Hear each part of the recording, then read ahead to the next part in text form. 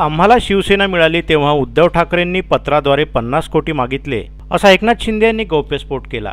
कोल्हापूर येथील मेळाव्यामध्ये बोलताना बाळासाहेब असताना मातोश्री पवित्र मंदिर होतं, आता मातोश्री उदास झाली आहे। जिथे वाघाची डरकाळी येत होती तिथे आता रडण्याचा आवाज येतो, अशी बोचरी टीका शिंदे यांनी उद्धव ठाकरेंवर केली। कोल्हापूरमध्ये सुरू असलेल्या शिवसेनेच्या महाधिवेशनामध्ये मुख्यमंत्री एकनाथ शिंदे यांनी मोठा गौप्यस्फोट केला। ठाकरे गट शिंदे गटावर 50 खोके घेतल्याचा आरोप करत असतो, परंतु उद्धव ठाकरेंनी आपल्याकडे शिवसेना आल्यावर 50 कोटी रुपये मागितले होते, असा दावा शिंदे यांनी केला आहे। उद्धव ठाकरेंवर असलेली खूप संकटे मी झेलली, माझ्याकडे खूप गोष्टी आहेत, ज्या वेळेला त्या बोलायची वेळ येईल त्यावेळी मी नक्की बोलेन, असा इशारा शिंदे यांनी दिला आहे। तसेच आमच्यावर फक्त आरोपच करण्यात येत आहेत, आरोप करण्याचा अधिकार तुम्हाला आहे, आम्हाला तुमची संपत्ती नको आहे, बाळासाहेब हीच आमची खरी संपत्ती आहे, असे शिंदे म्हणाले। आरोप करण्याचा अधिकार तुम्हाला आहे,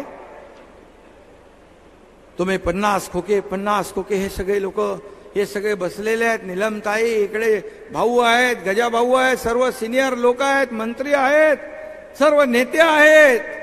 तुमची संपत्ती बाळासाहेबांच्या विचाराच्या शिवसेनेला नको, बाळासाहेबांचे विचार हीच आमची संपत्ती आहे, हेच आमचं ऐश्वर्य। तुम्ही काय केलं? तुम्हाला कोणीतरी मध्ये म्हणालं यांना तर खोके पुरत नाही, यांना कंटेनर लागतात, आणि त्याचा साक्षीदार सगळ्यात जास्त मी असू शकतो।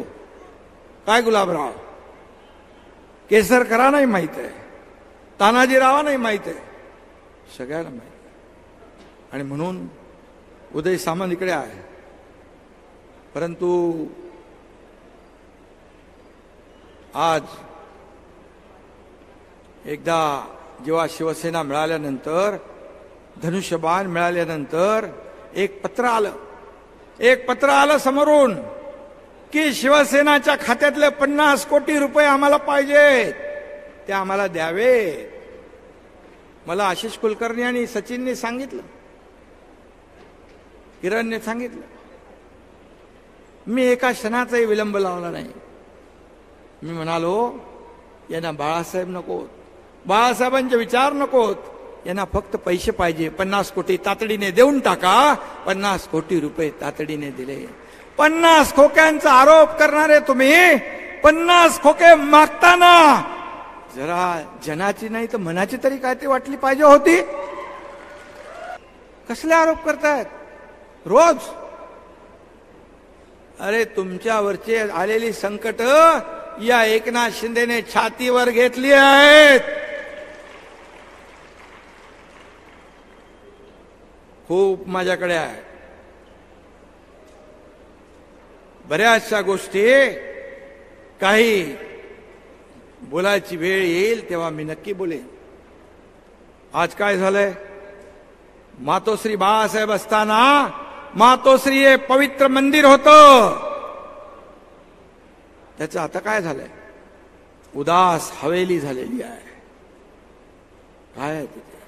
बाळासाहेबांचं वास्तव्य तोपर्यंत ते पवित्र मंदिर होतं। आज तुम्ही कशा पद्धतीने